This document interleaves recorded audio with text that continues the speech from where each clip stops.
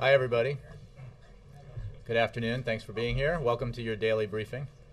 I do not have an announcement at the top. Sorry to disappoint. So I will go to Mr. Feller. Thank you, Jay. The omnibus bill looks like it's on its way toward passage. Negotiators are having some good luck on that one. And we now know that the President and Senate Democratic leadership are working to hold that one up until the payroll tax gets done. But of course that has some peril too. If the omnibus doesn't get done and there's no CR, then we have a government shutdown. Is the President willing to take that risk?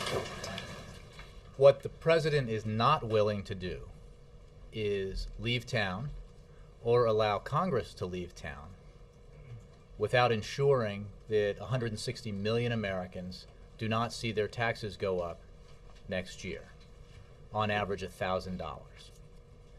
There is ample time for Congress to finish its business and to finish America's business. They should pass a payroll tax cut extension, extension of unemployment insurance, and they can finish the spending bill all before leaving on their vacation. There's no reason that this can't be done. I'll make another point, which is that there are still issues to be resolved with the spending bill, despite some of what you've heard.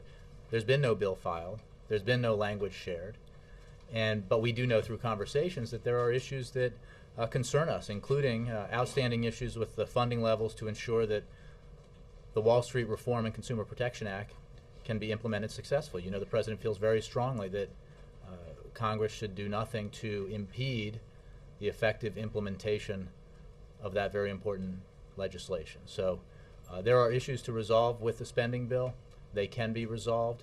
It is essential, too, that Congress act to extend the payroll tax cut and unemployment insurance. All of this can be done and still allow Congress to go on vacation. Well, you talk about the consequences if the payroll tax isn't extended, but there are also enormous consequences for the country. We should get to the brink of a shutdown. I know you say there's time to do both, but is it responsible to even bring that into the conversation? Well, we're not bringing that into the conversation. There is ample time to get it done. There has been substantial progress made, even though there are still issues to be resolved on the spending bill. If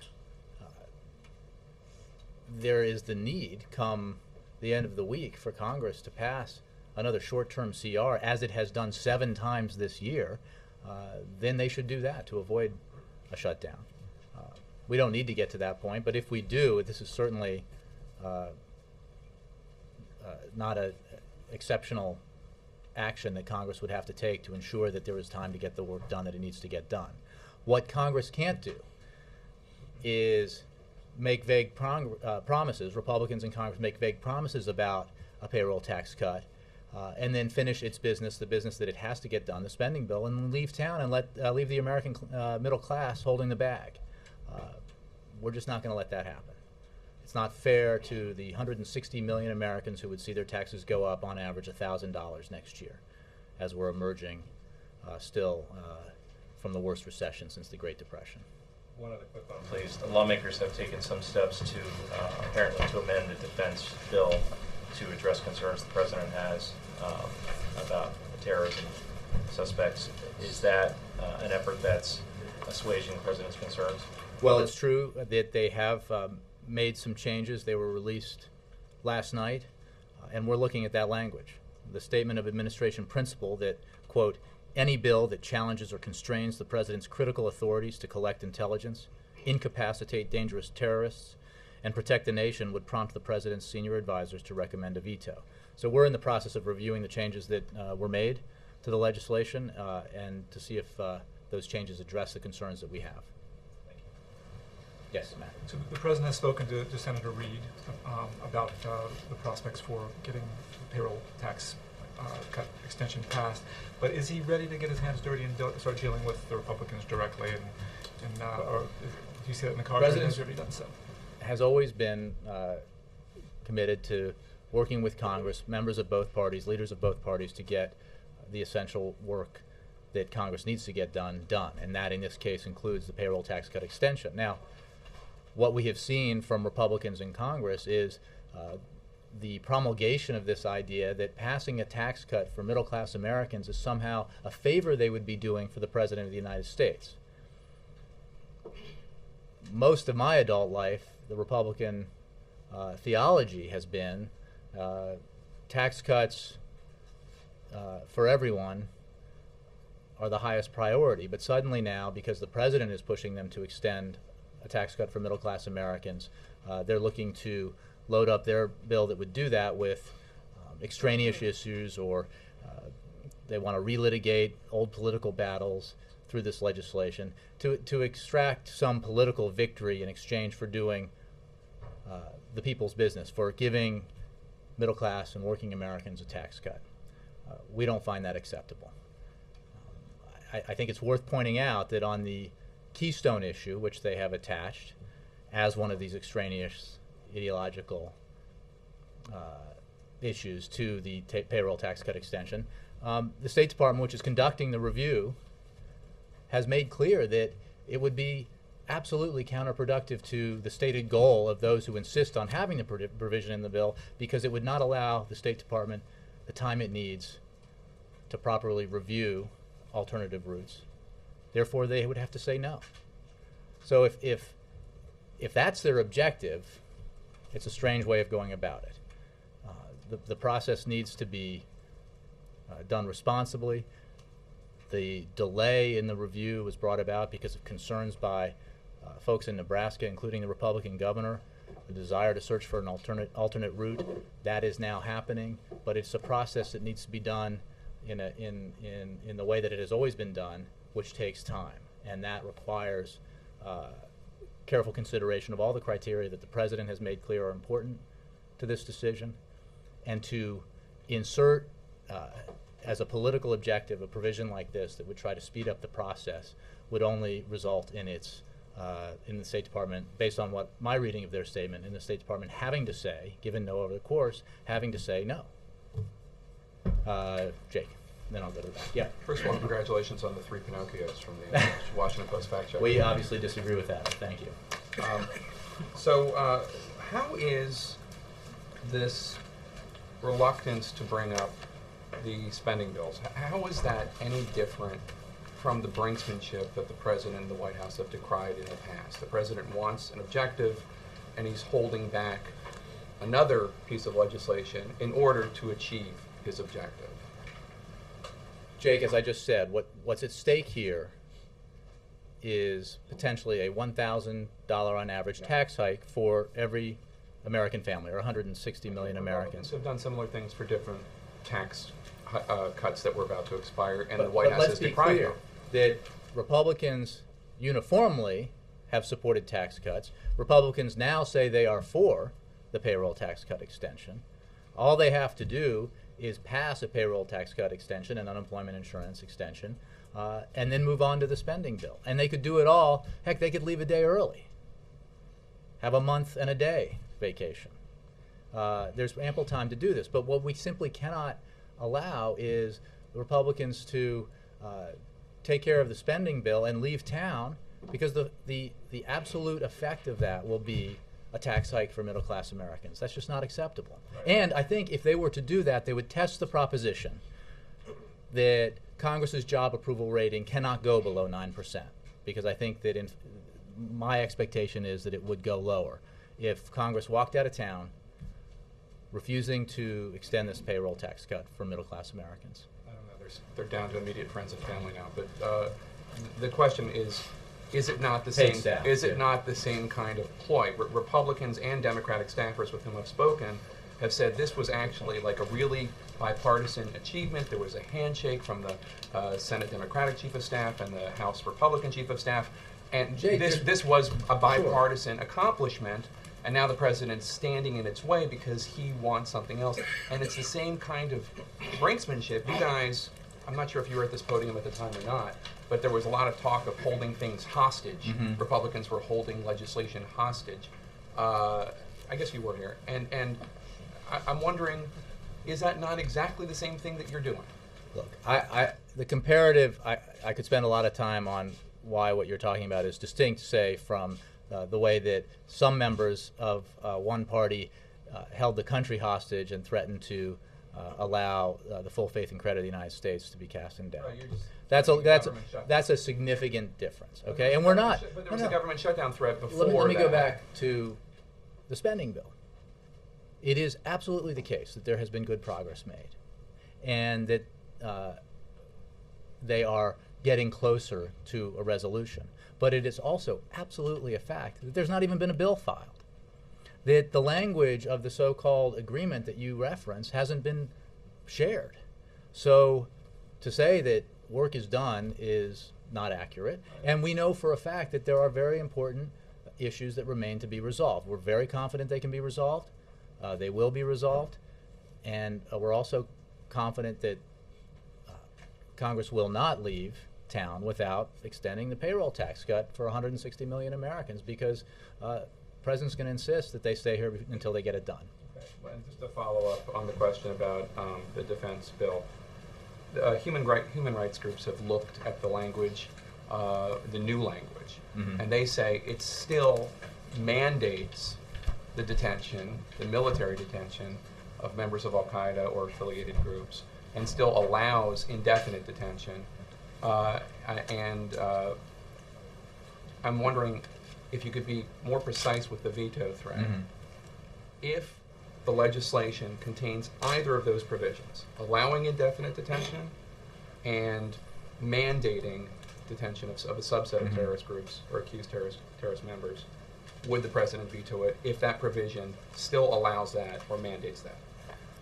I'm going to disappoint you by saying that we're reviewing the language. I don't want to make an assessment of what may be in there. The principle, if those. Well, what the principle that elicited the language I quoted from our statement of policy, that as written as it was written, that the President's senior advisors would recommend a veto, that stands. But I don't want to make an assessment without having seen it myself or without others having reviewed it about whether or not the changes in the language are adequate and resolve those issues that we have with the bill at this point. I'm sure we will be doing that, but at this point I don't want to get ahead of that process. Thank you. Cheryl. Going back to the omnibus, you mentioned you had specific concerns, and you mentioned Dodd-Frank spending levels. Can you give me a couple more examples of particular issues with the omnibus? Well, there are attempts to attach riders that have an impact on our foreign policy goals, that have an impact on environmental issues and others. So I don't have a list of particulars. Again, there has not been formal language submitted, a bill submitted, so it's a little difficult to make a judgment on a product that as of yet doesn't even exist. But based on our conversations, and we're having plenty of them up on the Hill, these are some of the issues that still need to be resolved. Mike. Thanks, Jake. Two quick issues following up on what Jake was asking about earlier on the linkage with the payroll tax and the budget. The President said that he would reject any effort to link the payroll tax to extraneous issues, but doesn't this contradict that by essentially linking the payroll tax cut to everything in the budget? Well, let me just make clear. The premise of that question is to suggest that somehow Republicans are being forced to support what they claim they support. If they support tax cuts for middle-class Americans with anything like the fervor that they support tax breaks for wealthy Americans, this should be done. Should not be an issue. President supports it, Democrats support it, Republicans say they support it. Done, right? So that's the very large difference here. The President makes clear that there's no reason the Congress can't get its business done with its annual spending bills and getting this payroll tax cut and unemployment insurance extended. And there's simply no excuse for Congress to leave on vacation until the American people know that they've been taken care of in this process, that they don't have to contend with a spike in their taxes on January 1st. So the President's going to insist that that work gets done. He's confident it will get done. There is ample time to get it done. And This isn't about a shutdown. We've had 7 CRs already this year.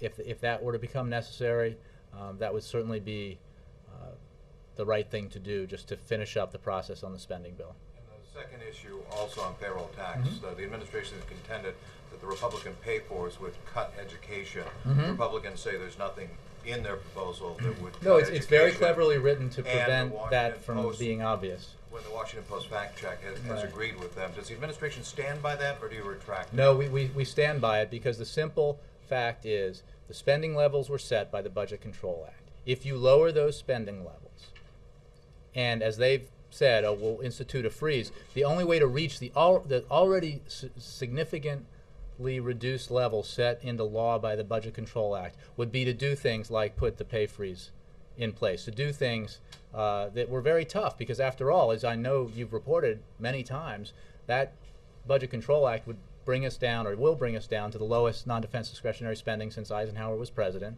I'm sure you've reported that. And what the result would be is, if you use the pay freeze that they write into this proposed legislation, or this legislation, is that then the cuts would have to come from somewhere else. And there is nowhere else to go but programs like education, programs like energy, those kinds of programs that serve the very middle class and working Americans you're supposed to be helping with the payroll tax cut. And again, I don't understand why there is so much resistance within the Republican Party to tax cuts for the middle class. Nora. And then Simple Dan. question. When the president called Senator Reid, what did he ask him to do? I don't have a word-for-word readout for you. They discussed, obviously, the business at hand here in December before Congress goes on its vacation. The president goes away with his family, and there are a lot of issues to be dealt with, including the ones we've talked about here, the end-of-the-year spending bill, the so-called omnibus, the payroll tax cut extension, the extension of unemployment insurance. What suggests Senator Reid do? The president made clear, and the senator agreed, that Congress needs to make sure that the payroll tax cut is extended for middle class and working Americans, that unemployment insurance is extended, because that is of great benefit to the economy and of great need to the Americans who To the need senator it. that he instruct Democrats not to sign. The president made clear that we should not take as a promise that Republicans are going to not leave town without ensuring that Americans, 160 million Americans, have this payroll tax cut extended. So, I mean, we're being very. Whether the president, it was the president's directive.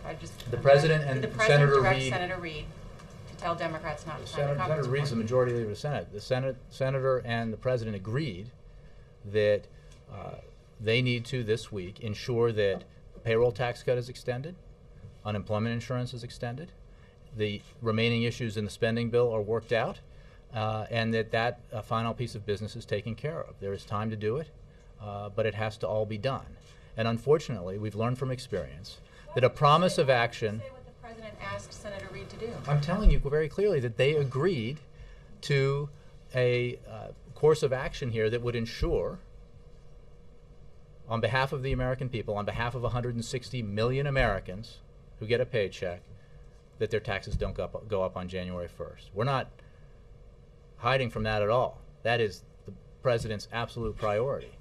And there is no reason that Congress can't do that and get its work done on the spending bill.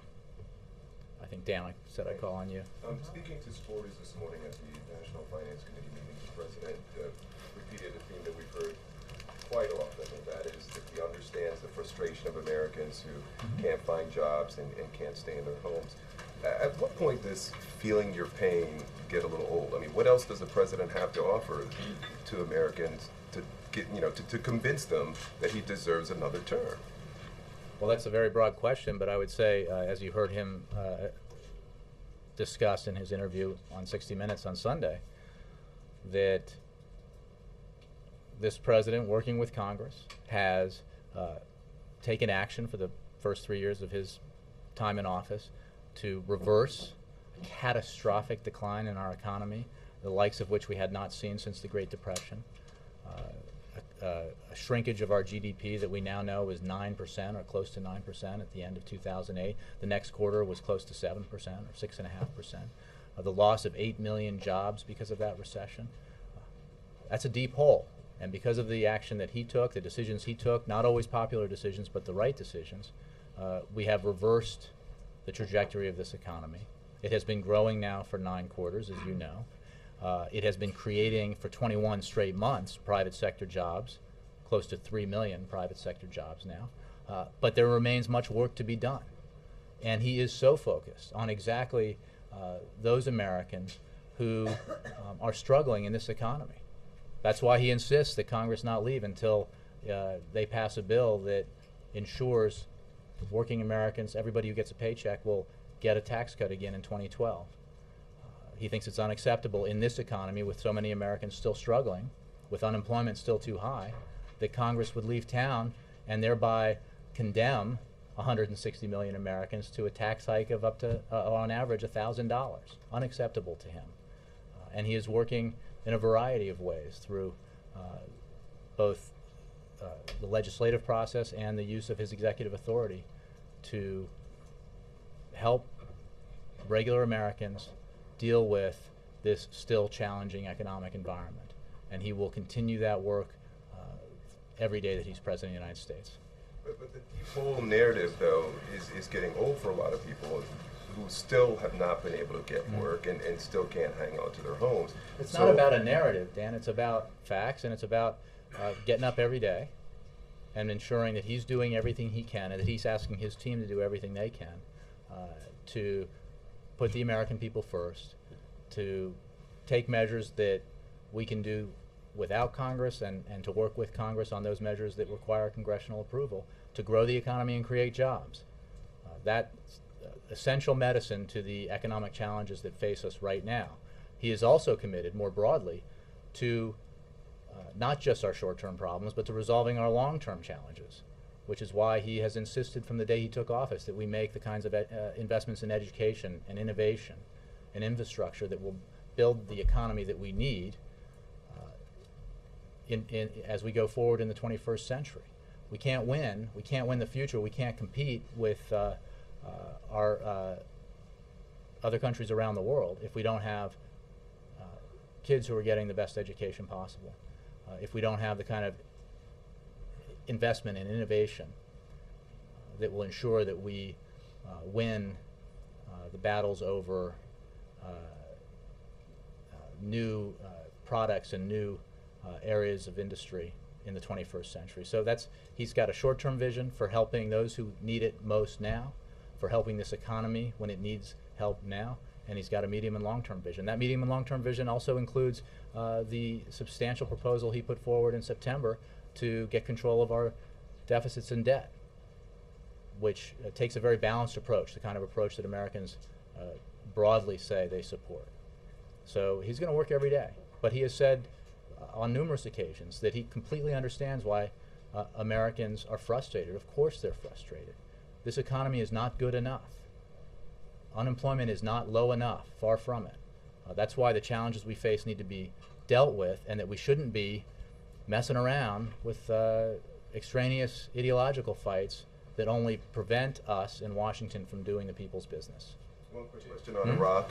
Yesterday there was talk from the President and the Prime Minister that Iraq was ready to handle its own security, and yet over the last 24 hours we've seen, continued violence. Is the White House, is the administration being overly optimistic that in fact Iraq will be prepared to handle its security once U.S. troops pull out by the end of the year? No, because we have worked on this very closely. And I would remind you of the history here, that when U.S. forces were withdrawn from the cities, there was concern that violence would go up.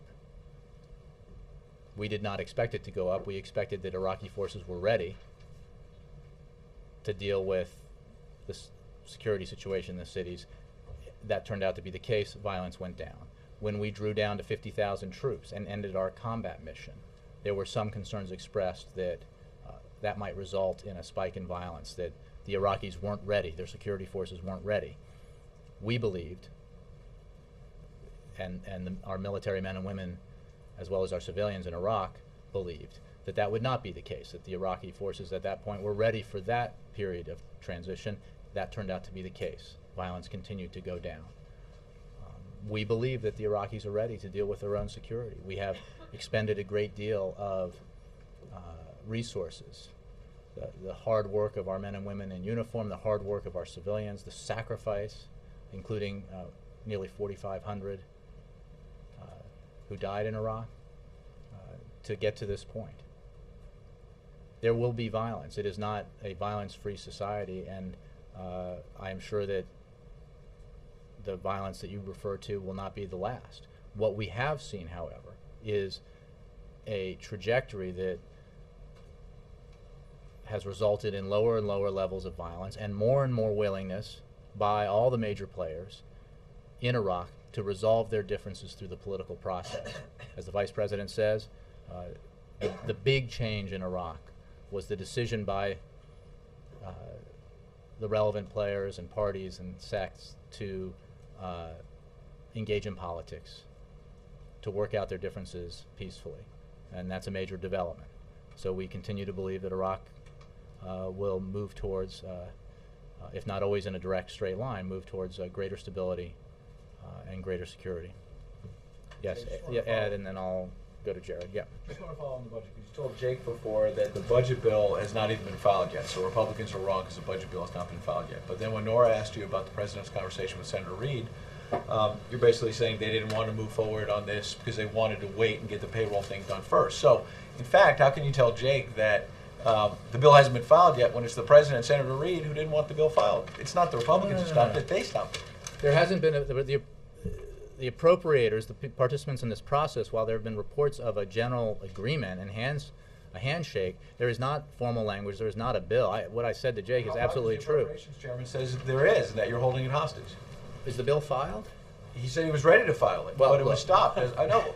He was ready to file it, but the Democrats wouldn't sign the There Congress are still report as he went issues to through his own. resolve. Despite what you've heard, there are still issues to resolve, including the one that I highlighted, which is very important, that we can't have a provision in there that makes it harder or restricts the ability to implement the Wall Street reform and consumer protection reforms that are so vital to Americans around the country and very important to this president.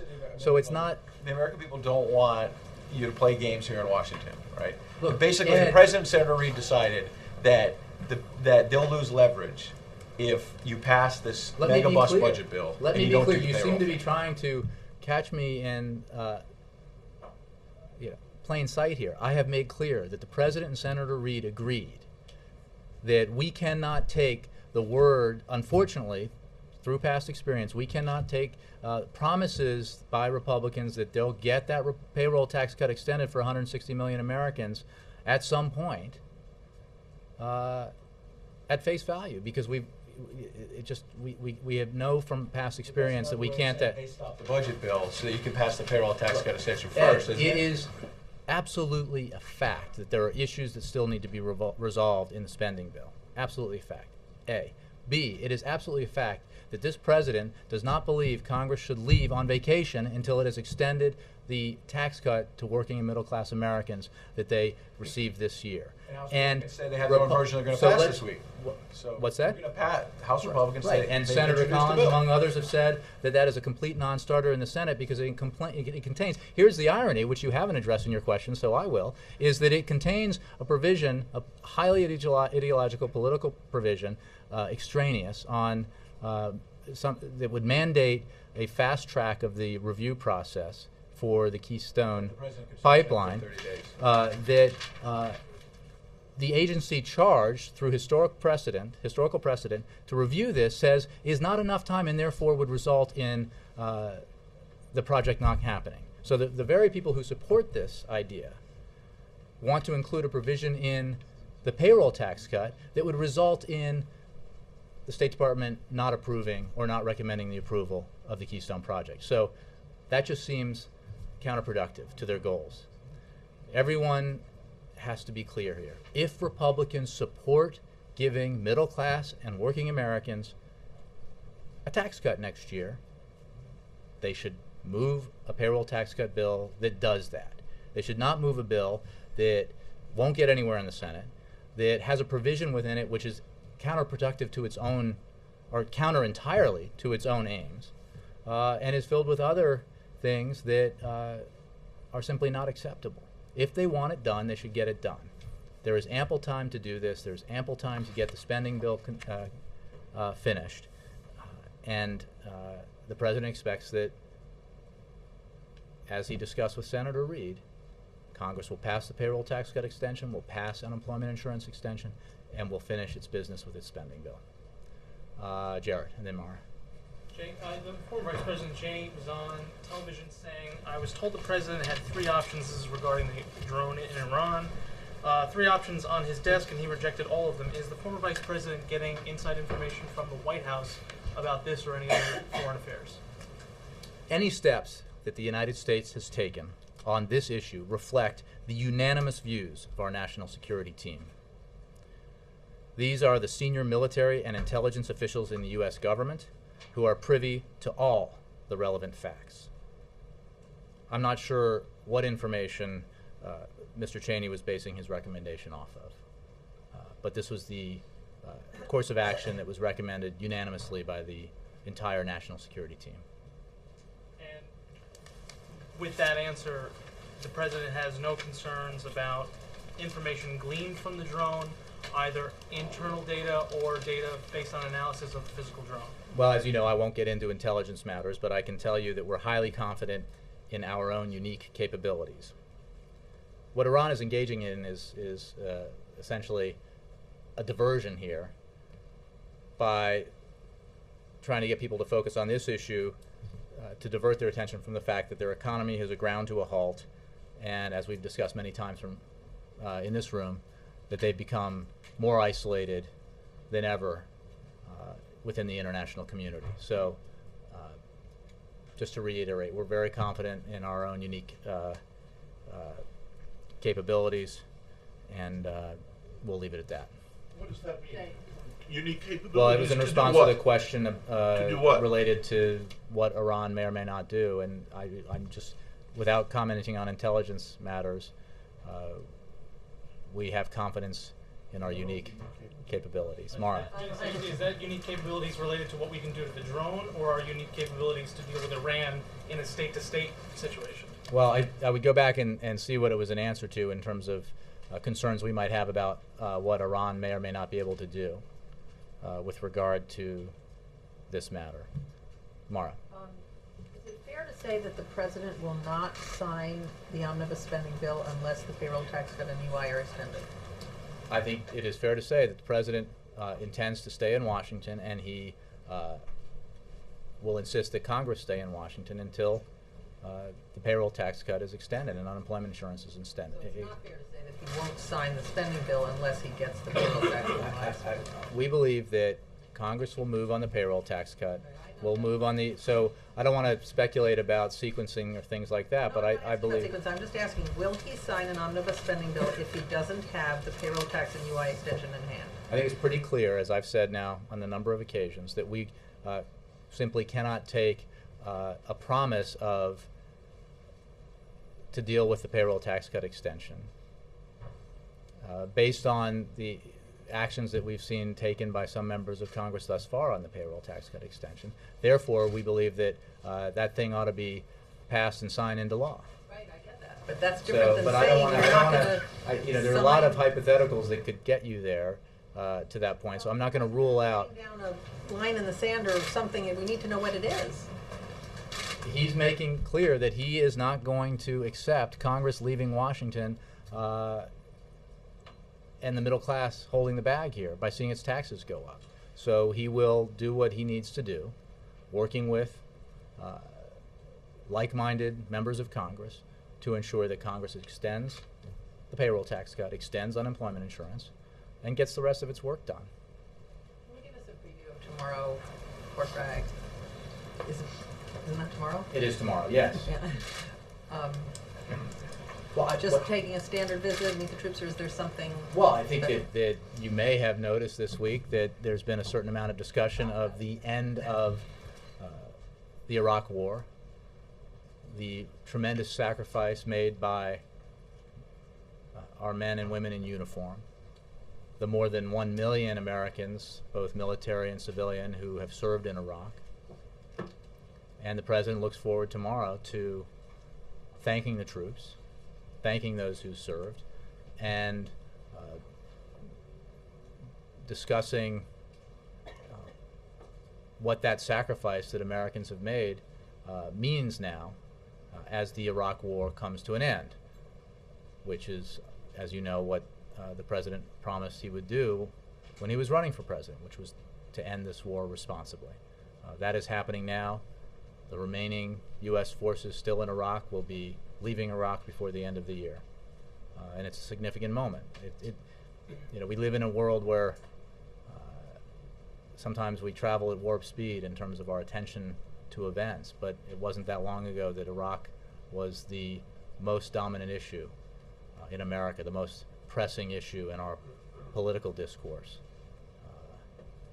And it is worth taking a moment to remember that and to thank those who served and to mark the fact that we're going to have a very important and continuing relationship with Iraq going forward. Kristen.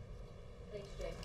Going back to Iran for a moment, Iran's President Ahmadinejad was quoted as saying, "Those who have been in control of the spy plane surely will analyze the plane system."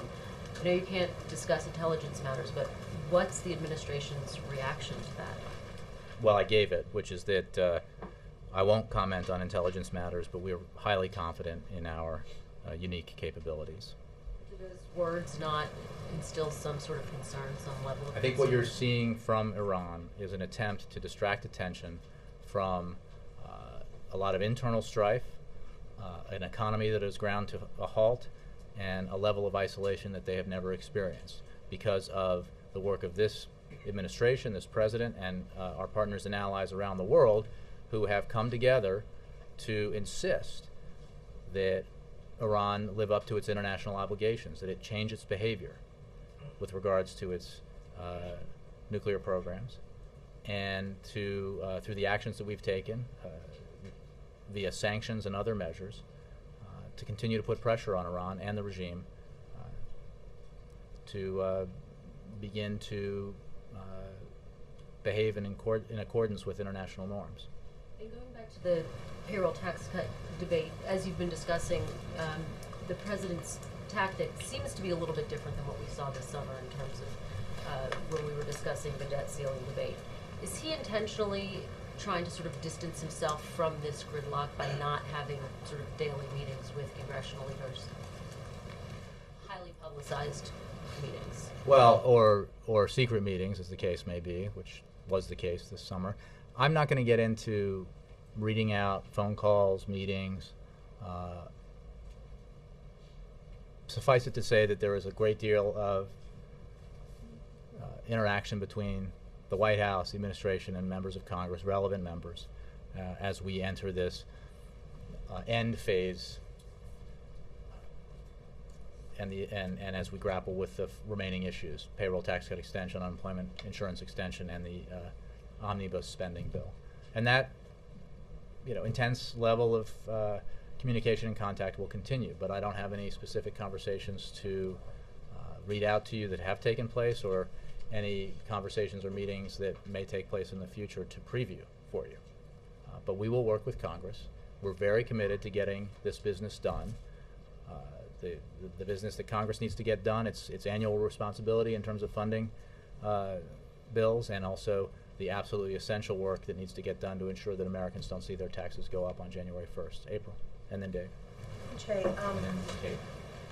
you just said that the president will continue to talk with like-minded people. Some of the problem is the fact that he keeps talking to people like-minded and not reaching into that group that's not thinking like him. Will he be? I think I just took this question. Will he? He may be. But you didn't. Well, what I said is that I'm not going to preview meetings or conversations that may take place in the future. The president has